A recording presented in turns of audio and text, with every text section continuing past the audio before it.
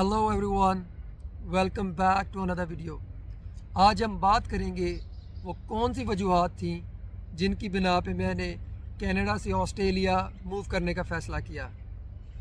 یہ کہانی شروع ہوتی ہے 2015 سے، جب میں نے اپنا ایم فل کمپلیٹ کیا اور پی ایچ ڈی پوزیشن حاصل کرنے کے لیے دنیا کی ڈفرینٹ یونیورسٹیز میں اپلائی کیا۔ تو چند مہینوں کی محنت کے بعد مجھے ایک کینیڈین ریسرچ انسٹیٹیوٹ سے آفر آئی، جو میں نے خوشی خوشی ایکسیپٹ کی اور کینیڈا ٹریول کرنے کی پلاننگ شروع کی۔ اور اس کے بعد میں اگست یا سپٹمبر 2015 میں مونٹریال میں نے لینڈ کیا۔ ادھر یہ بتانا ضروری ہے کہ یہ میرا اپنے ملک سے باہر پہلا انٹرنیشنل ٹرپ تھا، اور مجھے ان تمام فیزز سے گزرنا پڑا جو کسی بھی نئے امیگرنٹ کو گزرنا پڑتا ہے۔ It is also important to mention کہ یہ وہ ٹائم تھا کہ کینیڈا کے اندر سردیاں آنے والی تھیں۔ تو کینیڈا پہنچنے کے کچھ دن بعد میں نے اپنے ریسرچ انسٹیٹیوٹ کو جوائن کیا اور پی ایچ ڈی پہ کام شروع کر دیا۔ اس کے ساتھ ساتھ میں ویکینڈز پہ آؤٹنگ کے لیے بھی جاتا تھا اور اس سارے انوائرمنٹ کو بہت زیادہ انجوائے کر رہا تھا، کیونکہ وہ میرے لیے بالکل نیا تھا اور پاکستان سے بالکل ہی مختلف تھا۔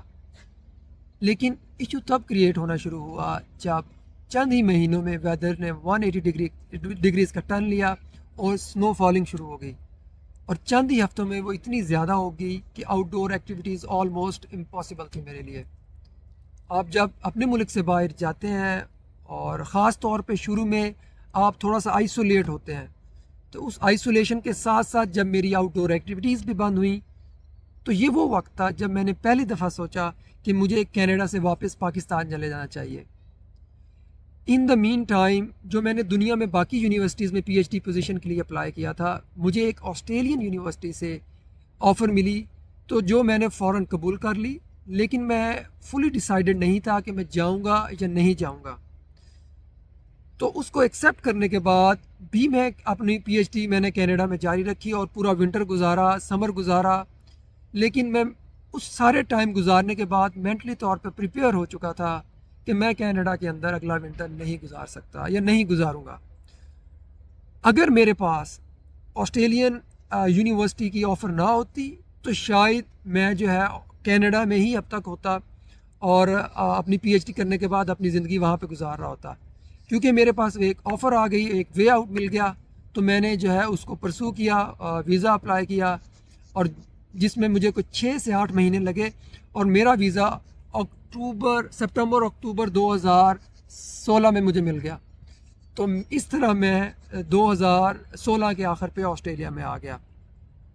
ویدر ہی صرف ایک ایشو نہیں تھا وہاں پہ، کیونکہ میں کیوبیک اسٹیٹ میں تھا جہاں پہ فرینچ بولی جاتی ہے، اور اوبیسلی مجھے فرینچ نہیں آتی تھی، تو آپ جو ہے تھوڑا تھوڑا ایلین فیل کرتے تھے وہاں پہ۔ تو اس وجہ سے میں نے یہ سیکنڈ فیکٹر تھا۔ اس کے بعد جو تیسرا فیکٹر تھا وہ یہ تھا کہ جو میرا ریسرچ انسٹیٹیوٹ تھا کینیڈا میں اور جو میری یونیورسٹی تھی آسٹریلیا میں، ان کی رینکنگ میں بہت زیادہ فرق تھا۔ جو آسٹریلین یونیورسٹی تھی اس کی رینکنگ دنیا میں تب کوئی 20ویں 21ویں نمبر پہ تھی، اور جو ریسرچ انسٹیٹیوٹ تھا وہ میرے خیال 500 کے بعد آتا تھا۔ تو یہ تیسری ریزن تھی جس کی وجہ سے میں نے ڈیسائیڈ کیا کہ مجھے کینیڈا سے آسٹریلیا آ جانا چاہیے۔ اب میں آپ کو بتاؤں کیا پازیٹیوز تھے جو میں نے وہاں پہ رہ کے آبزرو کیے، کہ وہاں کا انفراسٹرکچر ورلڈ کلاس ہے۔ It is as same as we have in Australia, اس میں کوئی فرق نہیں تھا۔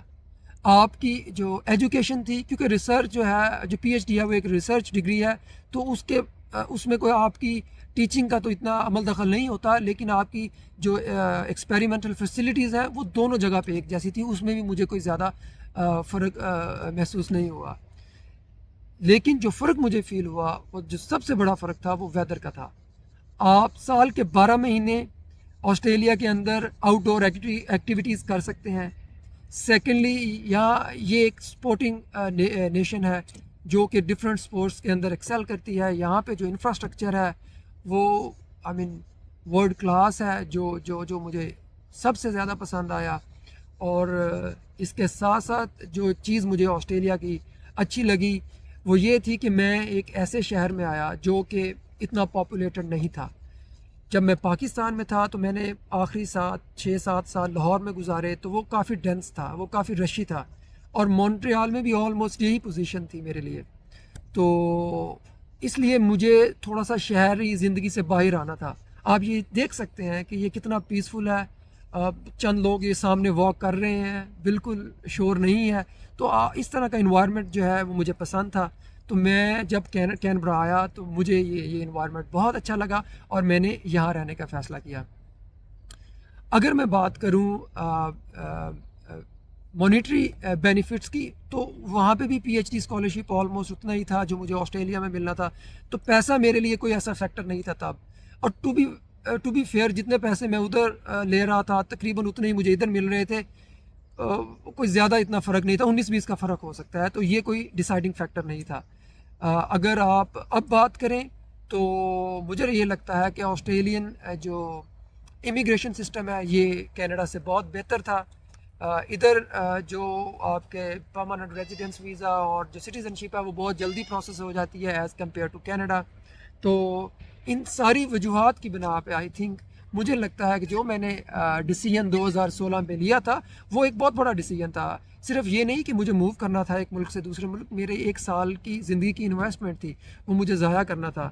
لیکن میں آپ سب کو یہ رپورٹ کرنا چاہتا ہوں کہ میں اپنے ڈیسیژن پہ بڑا خوش ہوں، اور الحمدللہ I am very much satisfied, I am enjoying every day.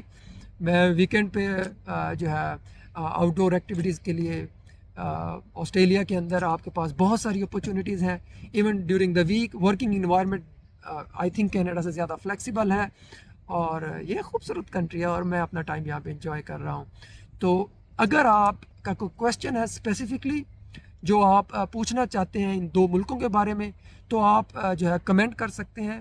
آپ مجھے ای میل کر سکتے ہیں میری یوٹیوب کی ای میل پہ، تو میں اپنے ٹائم کے حساب سے آپ کو ڈیفینیٹلی اس پہ رسپونڈ کروں گا. اور اگر آپ کو اس ویڈیو میں کچھ بھی پسند آئے یا ایسی انفارمیشن جو آپ کو آپ کا فیصلہ لینے میں مدد دے، تو اس یوٹیوب چینل کو آپ ضرور فالو کریں، اور اس کو لائک کریں، سبسکرائب کریں، شیئر کریں اپنے دوستوں کے ساتھ، تاکہ مجھے اس طرح کی اور ویڈیوز بنانے کی موٹیویشن ملے. تو آج کے لیے بس اتنا ہی، ملتے ہیں اگلی ویڈیو میں. اللہ حافظ.